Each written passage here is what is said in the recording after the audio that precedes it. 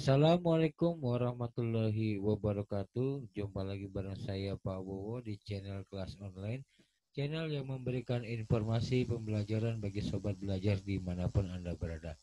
Pada video kali ini adalah lanjutan dari video tentang klasifikasi makhluk hidup. Di video ini saya akan membahas klasifikasi dari Kingdom Animalia terfokus pada kelas vertebrata. Kalau di video sebelumnya kita sudah membahas mengenai klasifikasi pada animalia tapi pada invertebrata. Nah, pada video ini kita akan membahas lanjutannya yaitu Kingdom Animalia pada pembahasan vertebrata. Mari kita simak materinya. Sebelum saya jelaskan materinya, jangan lupa di subscribe dan juga like videonya. Apabila kalian mendapatkan informasi yang bermanfaat dari channel ini, jangan lupa di share ya, agar sahabat yang lain juga mendapatkan manfaat yang sama dengan menyimak video yang ada di channel kelas online. Baik, kita mulai pembahasannya. Pembahasan kita kali ini yaitu ada yang pertama dari pengertian hewan vertebrata, yang kedua adalah klasifikasi dari hewan vertebrata. Apa sih yang dimaksud dengan hewan vertebrata? Hewan vertebrata adalah kelompok hewan yang memiliki tulang belakang. Vertebra ini adalah tulang belakang. Maka hewan vertebrata adalah kelompok hewan yang memiliki tulang belakang.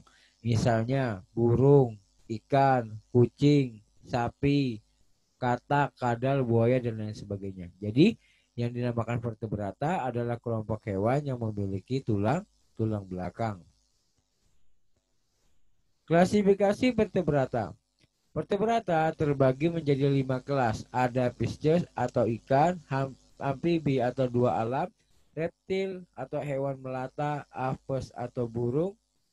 Lalu yang terakhir adalah mamalia atau hewan menyusui.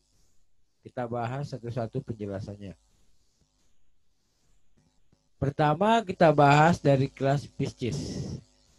Pisces memiliki ciri berupa alat geraknya berupa sirip dan ekor. Jadi ada beberapa hal yang perlu diperhatikan. Yang pertama dari segi alat gerak. Ya. Pisces ini alat geraknya berupa sirip dan ekor. Ini siripnya, ini ekornya. Dapat berkembang biak secara bertelur. Bernapas dengan insang. Tubuhnya ditutupi oleh sisik yang licin atau berlendir. Merupakan hewan poikilotherm atau berdarah dingin.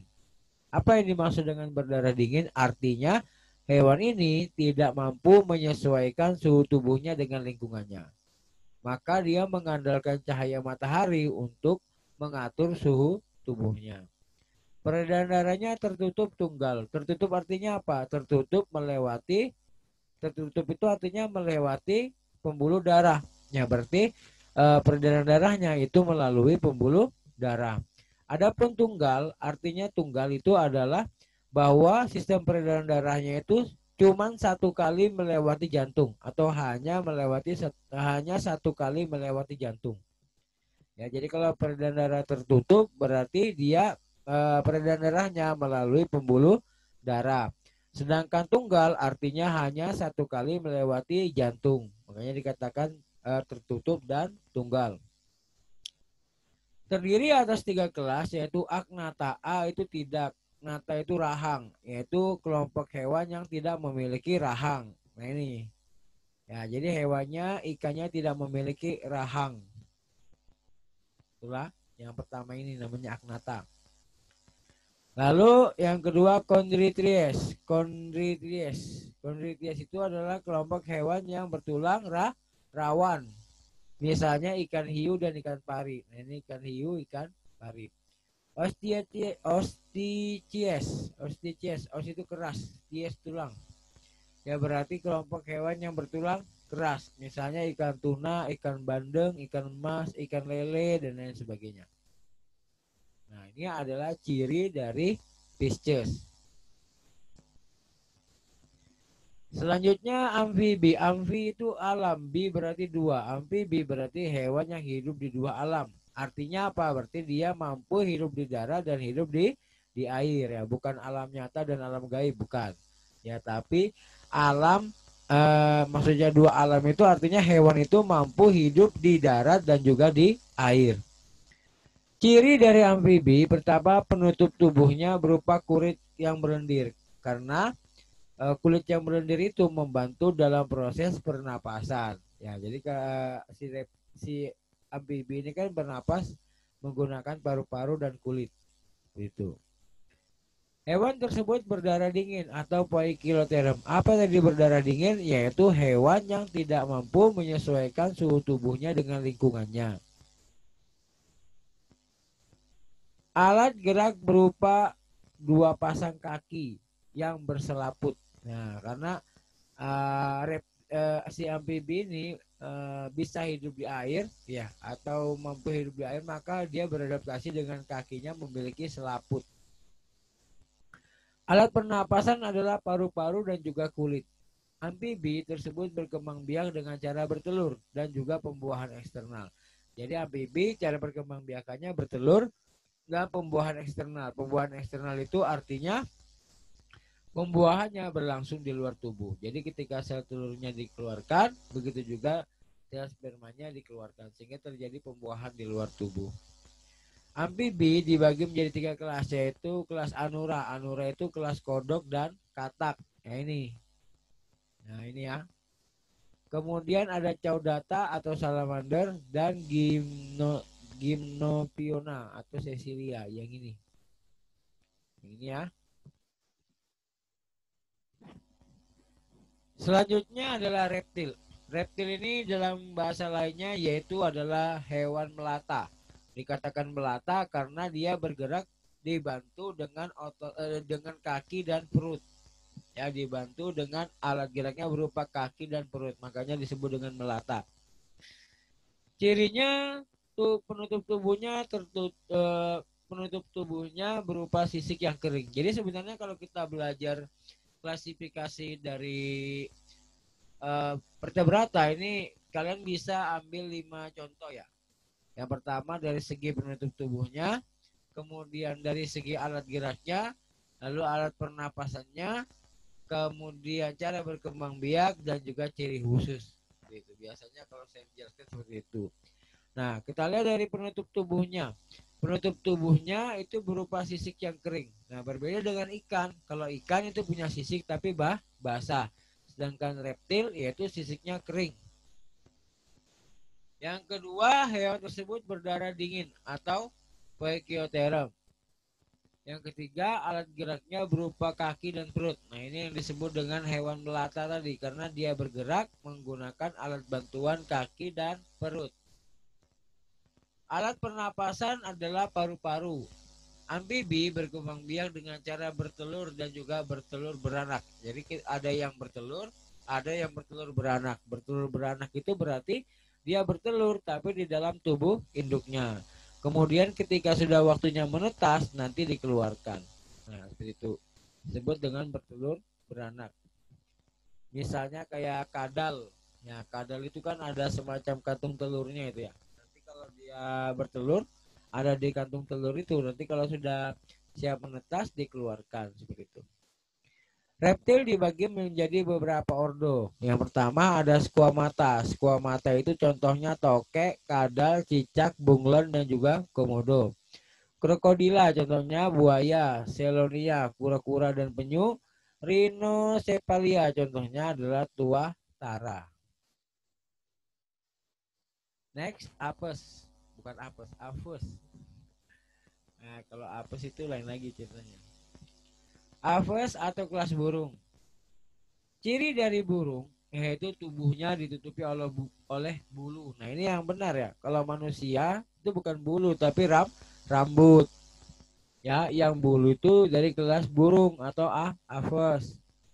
Ya, kalau manusia kera apalagi itu penutup tubuhnya rambut bukan bulu. Bulu itu pada burung. Jadi jangan salah paham. Ada yang menyebut bulu kaki, salah. Yang benar adalah rambut kaki gitu ya. Ya, jadi kembali ke jalan yang benar. Ciri penutup tubuhnya adalah bulu. Mempunyai alat gerak berupa sayap dan kaki. Ya, kalau tadi hewan melata alat geraknya berupa kaki dan juga otot perut. Sementara burung alat geraknya berupa sayap dan juga kaki. Bernapas dengan paru-paru dan mempunyai pundi-pundi udara. Pundi-pundi udara ini fungsinya apa? Yaitu fungsinya untuk menyimpan udara pada waktu terbang. Pundi-pundi udara ini letaknya di sayap, ya di celah-celah sayap. Ya, ini contohnya kalau ada burung, nah ini pundi-pundinya di sini. Nah, pundi-pundinya sini. Ini fungsinya membantu pernapasan pada saat terbang. Nah, seperti itu. Makanya burung itu sebenarnya kalau dia mau melakukan penerbangan yang jauh misalnya seperti itu, tidak bisa juga dia terbang terus menerus. Nanti suatu saat dia ada waktu istirahat seperti itu. Atau misalnya ketika kalian melihat rombongan burung yang sedang terbang, nah itu ada yang di bagian depannya. Bagian depan itu biasanya yang pemecah udaranya gitu. Bagian belakang itu yang ngikuti gitu ya. Nanti sewaktu-waktu yang burung bagian depan akan pindah ke belakang bergantian seperti itu. Jadi tidak selamanya burung itu terbang terus gitu. Karena dia juga butuh untuk beristirahat seperti itu. Akan tetapi pada saat dia terbang, ya, dia memiliki organ khusus yang namanya pundi-pundi udara yang membantu si burung saat terbang. Berdarah panas atau homokiloterum artinya dia mampu menyesuaikan dengan lingkungan suhu tubuhnya. Berkembang biak dengan cara bertelur. Pembuahan terjadi di dalam induk betinanya atau internal. Jadi pembuahannya terjadi di dalam tubuh. Ya. Nah, yang terakhir. Yang terakhir adalah kelas mamalia. Mamalia itu artinya memiliki kelenjar susu atau mamae. Ya, makanya disebut mamalia. Cirinya pertama, memiliki anggota gerak seperti untuk berjalan, berenang atau bahkan memegang sesuatu. Karena mamalia ini banyak jenisnya ya. Ya ada yang memiliki alat gerak berupa tangan dan kaki, misalnya pada kera gitu ya. Ada yang memiliki alat gerak dua pasang alat gerak ya, kaki depan kaki belakang ya, misalnya kayak sapi, kerbau, terus kuda, harimau dan sebagainya. Ya, ada yang memiliki alat gerak berupa sirip dan ekor, misalnya pada ikan paus misalnya. Ikan paus itu termasuk mamalia. Ya, ikan paus itu termasuk mamalia. Ya, seperti itu. Jadi banyak ya mamalia ini termasuk kelompok hewan terbesar gitu. Memiliki kelenjar susu yang disebut juga dengan glandula mamae. Ini yang saya katakan ciri khususnya dia memiliki kelenjar susu yang disebut dengan glandula mamae. Memiliki rambut yang menutupi tubuhnya. Nah ini sampai saya singgung ya, kalau mamalia itu memiliki penutup tubuh berupa rambut, ya bukan bulu. Kera itu pakai rambut. Ya, manusia itu menggunakan rambut. Ya, jadi kalau ada menyebut bulu kaki, ya itu berarti salah. Pengaturan suhu termasuk ke dalam homoeterum, artinya dia mampu mengatur suhu tubuhnya atau mampu menyesuaikan dengan lingkungannya. Oke, sekian pembahasan kali ini tentang klasifikasi dari vertebrata. Sampai jumpa di video berikutnya. Jangan lupa untuk di subscribe, like, dan juga komen. Apabila kalian mendapatkan manfaat dari video ini, jangan lupa di share agar teman yang lain mendapatkan manfaat yang sama ketika menyimak video. Terima kasih. Assalamualaikum warahmatullahi wabarakatuh.